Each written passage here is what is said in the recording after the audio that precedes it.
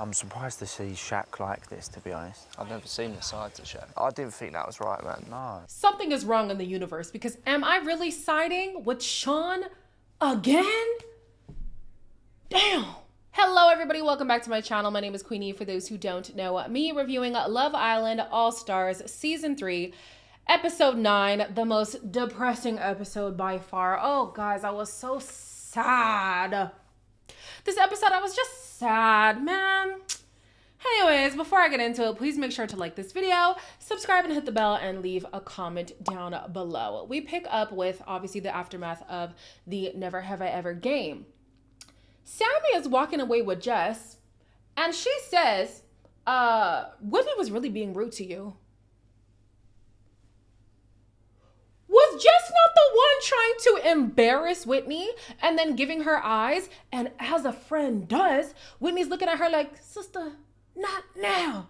That's not being rude. That's a friend being like, hey, girl code, what's going on? Sister code, what's going on? Because Jess was not being a good sister, was not being a good friend in that moment. Sammy, go somewhere.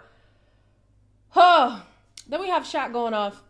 He's like, oh, I don't like that Whitney was coming at me like that. We're supposed to be friends. We're supposed to be whatever. As we already saw in the episode yesterday, Whitney admitted in the moment she didn't have the full context of the story, so she apologized for the Belle comment. She also said with AJ, I'm not saying that you're calling the girl whatever, like that she has bad character or anything, but don't demonize, don't villainize. No, those aren't the words I want. Don't make the girl feel bad for who she is. Like, she was like that when you first interacted with her. You're just off her in this moment. That's not her fault. Like, don't make it seem like, oh no, she gives me the ick. That's not it. And Sammy was saying the same thing. But you got all of them for Whitney and none for Sammy. I think a part of it is, I don't know, maybe if they were friends before he and Tanya split up, he felt like Whitney might have sided with Tanya. And so maybe there's been a little bit of something brewing under the surface. I also still believe that Whitney came in with an annoyance. I'm not sure if somebody pissed her off or whatever. Not that she was like very aggy in the conversation, but I think things were just affecting her more than they typically do. It seemed like she was a little bit more raw, a little bit more sensitive than she tends to be. So everybody's walking in with a little bit of something, and it was just a recipe for a disaster, right? Then Whitney gets confronted by Jess. And I'm sorry, Jess, are we 12? We are grown women. What is this? Whitney, are we friends? Give me a hug then. As my friend, like, see beyond the front. It's I boring. don't slander you, that's It's rude. boring. I don't know why Whit seems to have taken it to heart. She's upset. When it comes to both Jess and Shaq, they royally failed when it comes to being a friend to Whitney. They failed. They failed. Even with Whitney, she had every right. Maybe let me not say every right, because then you might just, somebody might think that you're being petty. But if she was like, I don't want to pay Shaq any mind, I actually want to cause Shaq's demise, people would have understood. But she hasn't been doing that. She's literally been supporting Belle going to, further that connection. Sometimes she talks to Helena as well. Like, she hasn't been trying to sabotage Shaq in any way. She also hasn't been doing that for Jess. She has called that bad behavior in Jess, but that's not sabotaging. That's what friends do. And both of these people royally failed when it came to sticking up for Whitney, or at the very least, hearing her out. Now Jess, because she doesn't want to be held accountable in this moment, is like, well, let's just kiss and make up. No, you deeply hurt me, and I'm not gonna just gloss over that. You know what I'm saying? Then Millie comes in and she's like, oh, Jess is upset. Thank God, Whitney. Oh, Whitney. Thank God Whitney said this. Just because Jess is in tears doesn't mean she's in more pain than I am. Sure, Whitney might be the stronger friend, but that doesn't mean things hurt any less. Like, the girl has feelings just like anybody else. And she has said time and time again, expressing her feelings is very hard to do. I'm sure it's hard on a regular basis, let alone on television. You know what I'm saying? So yeah, I'm not just gonna cry every 2 seconds, or I'm not gonna, have a bleeding heart. No, okay? Yeah, I'm hurt. I'm telling you I'm hurt. I don't have to cry to prove that to you. Sorry, I just had to put Whitney on my back for a second. Girl, get behind me. And don't get me wrong, like sometimes I do understand how Whitney is perceived, sometimes, but it hurts me to see how Whitney gets perceived, because typically, like Black women, we aren't allowed to have nuance. We aren't allowed to be sad or be angry or be frustrated or be heated in a moment or to be misunderstood. We're not given that grace, but somebody like Scott can. We love Scott for the drama, but he's allowed to be seen as a more multifaceted person than Whitney is, or Sammy can, and Shaq's not gonna talk crazy to her. Nah, Whitney, get behind me, sister. Oh, God. So then Shaq has a conversation, well, if you can call this conversation, with Whitney, and he is still so prideful that he cannot hear what Whitney is saying. You have come for me at the fire pit, I feel. Drop your hands while you're shooting. Come sit. I thought me and you were friends. I felt like you threw me under the bus in a sense. I'm sorry if it came across like that. I was just speaking from Belle's perspective. And then the whole AJ, coming for like AJ's character. Never said that you came for our character. I'm seeing it, I'm talking about it as a love language. Humble your tone. And I'm very humble in my tone. You said the word character while I was at the fire pit. Okay, Therefore, bye. We've already hashed it out. Whitney didn't mean what was perceived from Shaq's perspective, but whatever. This man is then gonna say, you use the word character, which means you think I'm coming for AJ's character. Are you dumb? Are you dumb? So if I use the word devil in a conversation, am I calling you the devil? If I say poor in a conversation, am I calling you poor? I'm not gonna let this man get me heated like this. You know, I could see why Whitney was triggered by Shaq. He has that effect. He has that effect. He's an idiot. Sorry. Oh, God, just so irritating. He then goes and tries to vent to that man, Kieran. And then Scott comes over and he's like, I don't think you're understanding what she said. And he's like, there's a difference between calling out characteristics and somebody saying you're, saying something bad about someone's character. Like, don't you know the difference between those words? Kieran starts piping up, getting mad, and he's like, this is not an argument. I'm just saying y'all are not taking the time to actually listen to what Whitney is saying. Thank you, Scott. Thank you. Shaq ran away from the conversation. He couldn't hear it properly. Kieran is here all up in Shaq's ass. He doesn't want to properly hear. Like, people are just not listening. And I'm so glad that Whitney has Scott in this situation, because where is the Whitney for Whitney?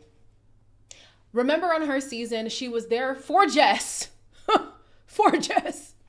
She was there for Catherine, and it was more important for Catherine, and she was there for Ella, but it was more important for Catherine because she already knew we're going to come across a certain way. I need to make sure that we remain, measured so that doesn't happen. So Whitney was able to be that for Catherine, and also just to be a support, a confidant, and all that. Where is the Whitney for Whitney?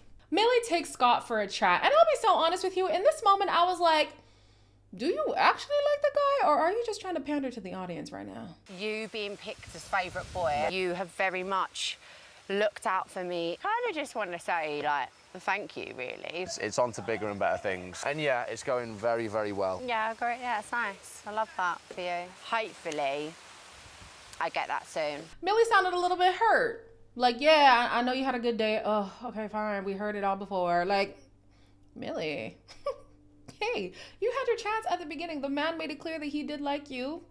You latched on to somebody else. You snooze, you lose. End of story. It was weird to me that she was like, best guy, best girl. What do you think about that? Like, I don't know.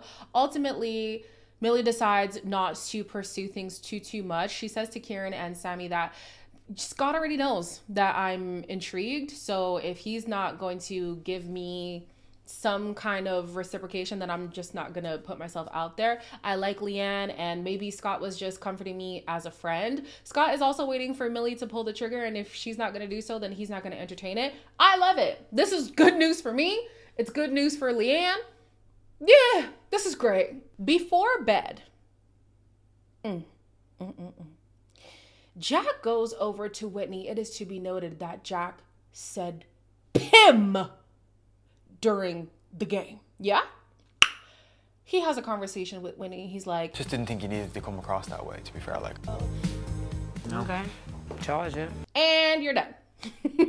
And you're done. I told y'all I was only gonna go along with it as long as Whitney was going with it. And she's done, so I'm done. End the story. I was drinking the Kool-Aid, now the Kool-Aid finished. Okay, we gotta piss it out. We're pissing it out now. You can go. You can go. If you are going to be with somebody who is not of your same ethnicity, whatever, like, I do feel like there is a onus on you to do your research, to learn certain things, learn certain nuances, right? If you think in that moment, all that was happening was Whitney was sticking her nose into drama, you were never ready to date a Black woman. You were never ready to date a Black woman. The microaggressions in that conversation were screaming. And I wish Jack was able to realize that, or somebody was able to enlighten him on that. But then it's also not their responsibility, because the people who were probably going to say it were either Leanne, who was also a little too quiet for me, and Whitney. And I'm not going to put that responsibility on her.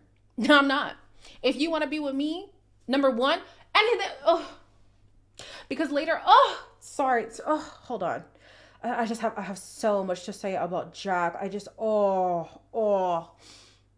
I'll pause on everything that I have to say, but I'm just going to say, if you could not realize the undertones in that conversation, then you were never supposed to be with Whitney, or any Black girl for that matter.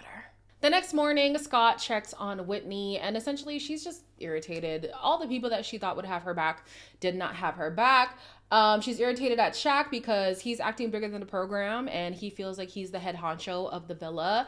And yeah, he feels like it's his way or the highway. You are not judge, jury, and executioner. Sorry, when you're wrong, you are wrong. And last night, you had the situation wrong. Instead of trying to understand and hear Whitney and try to see where she's coming from, you just thought, no, I'm right, you're wrong. It doesn't matter what you say. And that was your downfall. Shaq is going off. He's saying, I really thought Whitney was my friend, and if she's going to try to embarrass me in public like that, then that's no friend of mine. If you truly were a friend to her, you would have taken the time to try to understand her. So it could go both ways. Mr. Communication. Mr. Communication. It could go both ways. Like, be so for real. Then we have Jess. Jess goes over to Whitney and she apologizes. She's like, yeah, I feel like I just got caught in the crossfire and I could have read the room better. Horrible apology. Whitney is like, I tend to have your back, and let's be honest, you don't. And that is hurtful. I do accept your apology, but that is hurtful. This girl is then going to go off, oh, Whitney said that I never back her. And she didn't say that. She didn't say that. And honestly, if that makes you feel like you're a bad friend, I don't know. Maybe you are a bad friend to Whitney. Maybe you are a bad friend to Whitney. Because in a similar sense that I was talking about Jack, it applies to Whitney too. If you're gonna call me your best friend, you're a white woman and I'm a Black woman, you have to be able to read through the undertones here. You have to be able to see the nuance. You have to be able to clock microaggressions. If you truly are my friend, and you're not. I would have loved for Jess, because maybe she can't pick up on those things. I would have loved at the very least for Jess to have said, I fell short as a friend in that moment. I did something to you that was embarrassing and it was hurtful, and for that, I apologize. Please accept my apology. If you don't, that's completely fine. I will try to show you that I am remorseful. Or something to that effect. Instead of, oh yeah, I mean, I got caught in the crossfire that you co-created. Okay. Shaq and his dense self wants to go talk to Helena about religion because all of a sudden, this is now a deal breaker for him. You're telling me it's important that the girl that you date loves Jesus Christ, and this is only coming up now? It's episode 9. Helena was OG cast. What do you mean? What do you mean? And here goes Helena talking about, I mean, yeah, I used to go to Sunday school when I was a kid. How is that relevant today? If you're not religious, you're not religious. It's totally fine. Like, okay, do you, boo? You tried it out. It wasn't for you. Cool. Then she's like, well, what days do you go to church? I could go with you. Just for a man? You're really good. Just I get trying to scope out the scene just to see what's good, but it sounds to me like she's like, no, I can go. If you need me to be a Christian girl, I'll be a Christian girl. Girl, stand up. Helena also said that she doesn't think that she and Scott have been flirting as much as they had been before. And yes, he's trying to get to know both the women, but she feels like he's not getting to know her anymore and that he's prioritizing Belle. And then Shaq is like, well, yeah, you should prioritize your feelings. Helena, if that doesn't tell you what's up, then I don't know what to tell you. Jack goes to the dressing room to find Whitney and have a conversation. Bun you, Jack. I did feel for you a little bit, like it did kind of... Did you? You didn't exactly help. When it's drama to do with other people, like I really don't want to have to get myself involved. It's just, I don't know if I'm the right guy for you. How do you feel about me and you right now? Well, I feel like you've said it all. Yeah, well, I would like to give you an explanation, like, you know? Don't want it. You don't want it? No, it's fine. Jack says if there's drama that involves him, he will get involved. If it doesn't involve him, he won't get involved. Didn't this man just finish saying, you're my girl in here? If I'm your girl, then it involves you. If it involves me, it involves you. How dare... And he's acting like what? Like she was saying something absolutely nonsensical. Absolutely nonsensical. I'm so sorry. Like, I know I'm fresh on the scene. I know I'm fresh on the scene, y'all. But the way my husband would never... If somebody... I've already been in a situation where somebody was trying to talk to me crazy. The way this man was like, absolutely not. Granted, he is my husband. And they not even dating. So, okay. But you still gotta prove yourself in the dating phase. You still gotta prove yourself in the getting to know you phase. Like, you ain't gotta buck up or anything, but you could at least have walked after her just to check on her. At the very least, just to check on her. At the very least, Jack. At the very least. So, he's like, yeah, I feel like I might not be the right guy for you. You're correct. You're not. And so Whitney was like, cool. Cheers to that. Charge it. I'm done. And he is now irritated because he wanted her to be sick over him. And he's sick that she's not sick. What do I look like crying over you? What do I look like crying over anybody? Everybody already looks at me as the big bad wolf. Why might as well just stand in it. And he's going to go off being like, oh yeah, she was very immature. She didn't take it. What is immature? You said your claim. She agreed. Conversation was over. Where's the immaturity? Show me quickly. And another thing that I did not like. This man, when he's relaying the story, he's like, yeah, she just kept saying, charge it. You know, that shit that she always says. The shit that you were also saying. The shit that you also said in yesterday's episode. Didn't you also say charge it? Also, when it serves you, the verbiage is okay. When she wants to say it, now it's a problem. Now she's being immature. Now it's that shit she always says. Goodbye. Big colonizer energy. Whitney is on the fence if she should talk to Connor. The girls encourage her to give him a chance. She goes and she talks to him. As she walks away, Jess now starts to cry to Leanne and Belle, being like, oh yeah, she said that I'm never there for her and I just feel like a bad friend. I'm tired. I'm so tired of Jess. I can't. I was never a big fan of Jess, but wherever my level was, it is to the ground. Like it's in the pits. And she won her season. Oh Lord. Anyways, yeah, there's nothing there with Connor. Like, let's be so for real. She already said Connor was a safe option. And by safe option, it wasn't even like he is my typical type that I go for. He's something that I'm used to. He's familiar. No, she meant this is a lifeline in the villa. So yeah, you know what? Both of y'all latch on each other if y'all want to stay as long as possible. That's fine.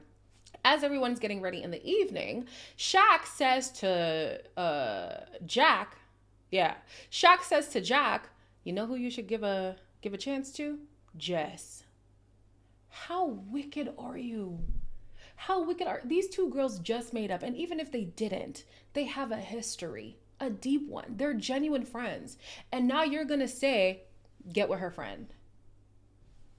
You're actually a wicked man. This man is so determined to hurt. Oh, it's actually disgusting.